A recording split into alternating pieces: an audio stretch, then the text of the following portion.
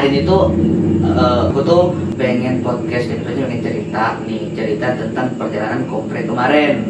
Nah, yang bercerita itu orangnya ini kemarin habis sidang tanggal 9 Maret. Nah namanya itu Revlin Anggraini. Salah, adiknya sendiri masih salah. Revlin Anggraini. Revlin Anggraini. Nah kemarin dia habis sidang 9 Maret. Jadi di sini kita mau dengerin gimana keluh kesah, cerita dan segala macamnya. Revlin habis sidang. Kapan sidangnya kemarin? Aku sidang tanggal 9 Maret hari Selasa jam 10. 9 ya. Ini udah tanggal 17 Maret. Iya. Baru. Masih fresh.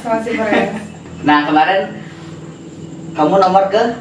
Aku nomor kedua seharusnya. Cuman aku kayak anak longor gitu. Aku salah masuk room. Jadi aku terakhir.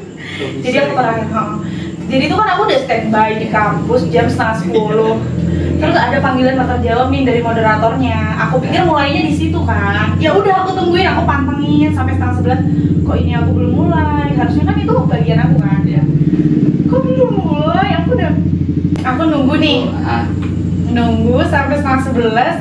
Kalau misalnya berdasarkan waktunya kan cuma 45 menit kan. Itu berarti udah masuk bagian 2 kan, bagian aku. Aku udah panik loh, kok aku belum gitu. Terus aku tanya temanku, ini belum mulai apa diundur lagi? Udah mulai dari tadi Revlin, udah pembukaan, kamu kemana aja? Kamu nggak gabung? Kan kayak gitu. Astaga, nggak gabung aku bilang gitu. Terus gimana? Ya udah kamu tinggal nungguin di ini aja, dipanggil aja. Akhirnya aku hubungi moderatornya, terus nggak tahu, pokoknya panik, tiba-tiba ngechat di yang satu grup pendadaran itu, nggak tahu orang siapa. Nah, semuanya tuh yang full. Full timnya itu aku tiba-tiba ngechat salah satu orang aja karena inisial kan ada yang bareng sama aku kan, namanya depannya A, aku nggak tahu siapa gitu kan. Terus ada WA-nya depannya, ya udahlah mungkin ini mau gitu kan. Terus aku chat, Mas udah bagian ini belum, gini belum, ternyata salah orang. Dia udah ujian hari sebelumnya. Ternyata bukan itu, teman satu timku, ngerti gak? Iya. Nah akhirnya aku jadi yang ketiga, terus temanku yang ketiga jadi yang kedua, gitu. Tapi waktunya tetap sih, tapi aku merasa aku nggak 45 menit, aku bahkan cepet banget, kayak nggak pendadaran. Berarti kamu tuh mulai sebelum zuhur, selesai sebelum zuhur juga? Iya. Terus yang nomor 4, kan 3 orang ya? Aku 3 orang doang. 3 orang. Terus pas masuk bisa dari mana Dok? Kok baru gabung? Ya udah mulai lah curhat. Iya Bu, tadi saya standby dari setengah 10 gini saya nggak ada dipanggil.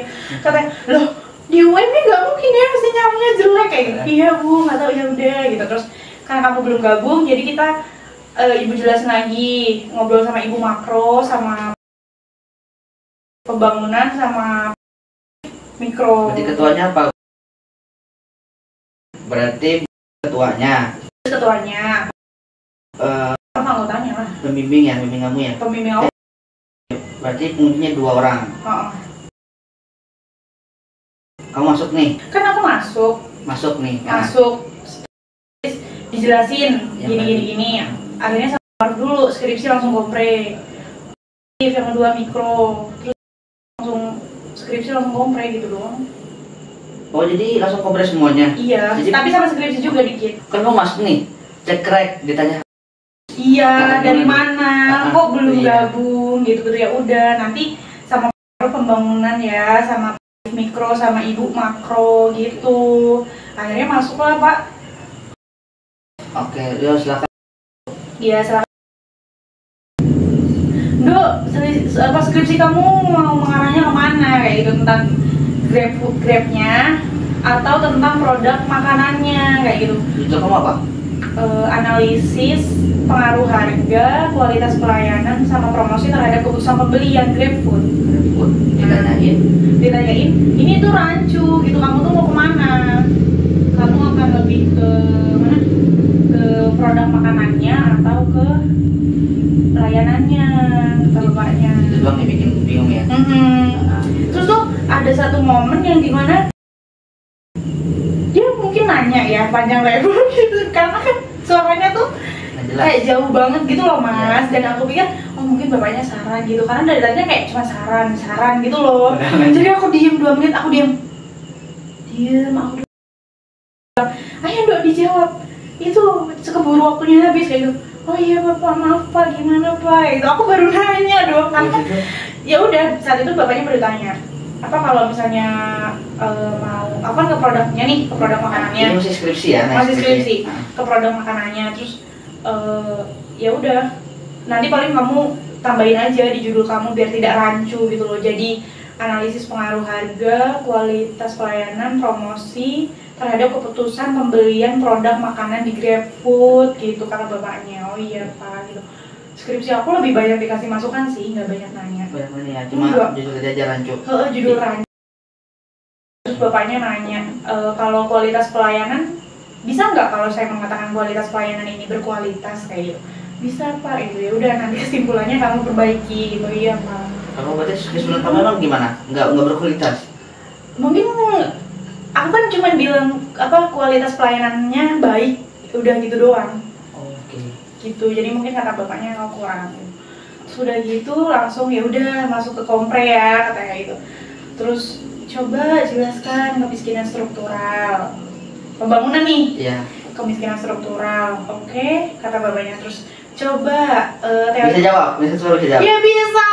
Gila. Gimana emang jawabannya? Ya udah. Masih ingat. Kemiskinan struktural itu kemiskinan yang dikarenakan dari faktor luar si orang miskin ini. Contohnya itu seperti kayak perekonomian saat ini kan, lagi turun, ekonominya tuh lagi turun, terus mengakibatkan banyaknya pengangguran, akhirnya mereka nggak punya penghasilan. Sedangkan BPS itu kan mengukur orang kemiskinan itu yang penghasilannya satu bulan itu kurang dari 233.000 saja gitu kan. Terus akhirnya udah lanjut yang kedua. Bisa jawab ya? Bisa lah. Gila. Gak sia-sia, matanya udah kayak panda gini. Terus apa? Jadi apa itu kemiskinan struktural? Kemiskinan struktural. Yang kedua itu teorinya Rostow kayak gitu. Gak tau kenapa dari semenjak belajar sama temen nih, aku tuh selalu bilang, kan aku cuma mau ditanya Rostow gitu, kan cuma mau ditanya Rostow, dan saat itu beneran aku keluar yang ditanya Rostow. Terus ditanya Rostow itu gimana? Rostow ini apa? Apa itu teori Rostow gitu? Teori Rostow itu apa kayak gitu. Ya udah, dia punya 5 tahapan pak, di mana tuh masyarakatnya tradisional, prasyarat lepas landas, terus masyarakat modern sama konsumtif, masyarakat yang konsumtif gitu kan. Aku jawab. Terus dia tanya juga kayak yang abang tanyain ke aku, saat ini Indonesia berada di yang mana? Aku dengan semangat menjawab 3 pak. Oh iya bagus gitu. Bicara kemiskinan kayak gitu. Terus untuk mengukur ketimpangan itu pakai apa kayak gitu. Terus aku jawab, untuk mengukur ketimpangan itu pakai 3 cara pak, dimana yang pertama ini ada size distribusi, terus kurva Lorenz sama indeks Gini. Aku jelasin tuh ketiganya meskipun bapaknya nggak bilang, suruh jelasin aku jelasin aja. Soalnya oh ya udah cukup gitu. Lanjut ke berarti nanya apa? Kemiskinan struktural. Iya. Terus Rostow apa itu pengertian teori 7 teori pembangunan. Itu Rostow. Iya sama apa tadi? Ketimpangan, pengukur ketimpangan. Yang terakhir udah pengukur ketimpangan udah. Yang Rostow itu sekalian sama studi kasusnya ya. Yang Indonesia tuh saat ini. Sekarang? Iya, gitu. Oh, cuma 3 lah, ngapain banyak-banyak orang udah lancar. Berarti itu terjawab semua ya. Udah kejawab semua sih, alhamdulillahnya. Ya. Terus ke gimana sehat, alhamdulillah pak sehat gitu kan. Terus dibilang apa? Coba gambarkan indifferent curve 1 menit. Oh iya, dia langsung kan DPS aku. Iya langsung ya. Indifferent curve 1 menit gini pak. Oh iya. Keseimbangan konsumen? Ya udah aku langsung. Coba jelaskan secara singkat keseimbangan konsumen itu gimana kayak gitu. Jadi pak, keseimbangan konsumen ini pertemuan antara budget line sama kurva indifferent curve, di mana si konsumen ini mampu mengalokasikan dananya untuk mengkonsumsi beberapa barang untuk mencukupi kebutuhannya guna mencapai tingkat kepuasan gitu loh. Terus oh ya udah, sekarang berarti keseimbangan produsen gimana? Kamu belajar nggak? Agak bingung nih, padahal kayak udah inget gitu. Terus kayaknya gambarnya sama aja gitu loh. Itu yang bikin aku bingung. Gambarnya sama aja, agak ngeblank sedikit, tapi aku kayak yaudahlah aku coba gambar aja kayak gitu. Sama kayak ya udah gambar ulang lagi aja gitu dia. Ini pak, oh ya gimana keseimbangan produsen? Jadi keseimbangan produsen ini pertemuan antara kurva isokuan sama isokos, di mana produsen ini mampu menghasilkan barang yang maksimal atau output yang dihasilkan sama produsen ini maksimal dengan biaya produksi serendah-rendahnya gitu. Oh iya gitu. Terus kalau ayat konsumsi tahu nggak surat Al-Maidah? Oh, ini untuk Islam. Oke. Surat Al-Maidah Pak ayat 38. Bunyinya gimana? Nggak tahu Pak, aku jawab gitu kan. Terus kata bapaknya, nah air konsumsi itu Al-Kausar, kata bapaknya kayak gitu. Terus coba Al-Kausar gimana? Bismillah. Aku ngaji dong saat itu. Terus udah habis itu bapaknya bilang, ya udah cukup lancar komprenya kayak gitu. Gitu, makasih waktunya. Oh berarti tentang usul gambar kurva indifferent group. Indifferent group. Terus keseimbangan. Ya, keseimbangan ini gambar juga. Gambar sama jelasin. Gambar sama jelasin tentang keseimbangan produsen sama konsumen. Produsen konsumen ya. Oh, sama ayat konsumsi. Ayat konsumsi tadi Al-Kausar. Al-Kausar. Al-Maidah bisa, cuman kalau misalnya bisa ayatnya kan suruh dibaca sama bapaknya. Cuman kan aku nggak hafal. Cuman taunya. Cuman tahu Al-Maidah doang ayat 38. Al-Kausar itu ayat konsumsi ya. Aku tuh udah bilang Al-Maidah Pak ayat 38. Intinya kita nggak sebagai manusia nggak boleh berlebih-lebihan. Terus bapaknya nanya bunyinya gimana?